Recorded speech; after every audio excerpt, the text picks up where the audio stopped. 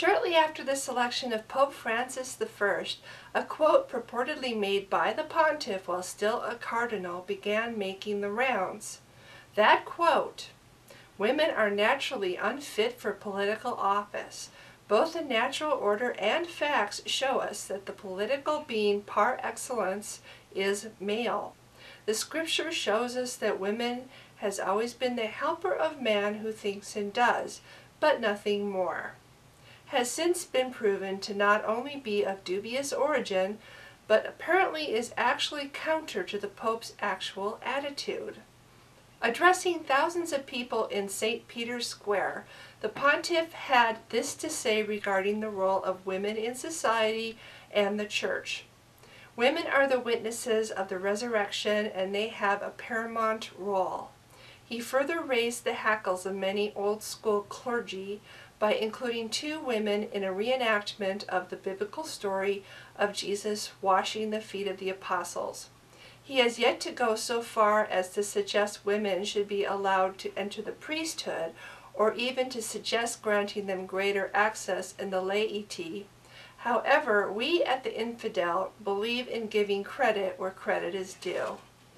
The Vatican Bank was formed in 1942 and is also referred to as the IOC. It is a privately held bank whose chief executive officer reports directly to a committee of cardinals. The bank has been involved in controversy dating back to its earliest days when suspicious activity was noted by U.S. Treasury agent Emerson Bigelow during World War II.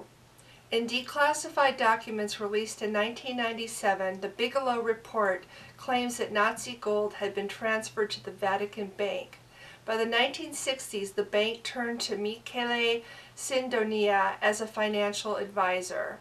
This was done despite the fact that Sindonia was part of the Gambino crime family who was laundering heroin profits at the time. Much of this money laundering was done through Italian banks. One such bank was the Banco Ambrosiano, whose general manager was referred to as God's banker for his close ties to the IOC. By the 1980s, the $4.7 billion collapse of Banco Ambrosiano brought to light some of the IOC's involvement. With the recent allegations uncovered by Vati-leaks, the Vatican Bank is once again under scrutiny. European regulators have found that the Vatican Bank has failed to meet certain standards in order to fight financial crime.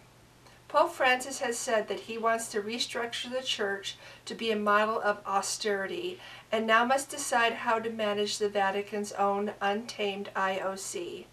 Francis can choose to break it up into smaller, more manageable parts, or he could close it entirely.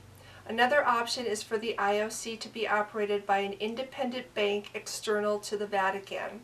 The Vatican Bank currently holds assets estimated to be $7 billion. Speaking on condition of anonymity, one Vatican official said that it will take time to change the bank. "I just got into town," I admitted. Then, as if this would explain everything, I added, "I'm from Ohio. If you don't mind my asking, what do you need to see Schwartz about?"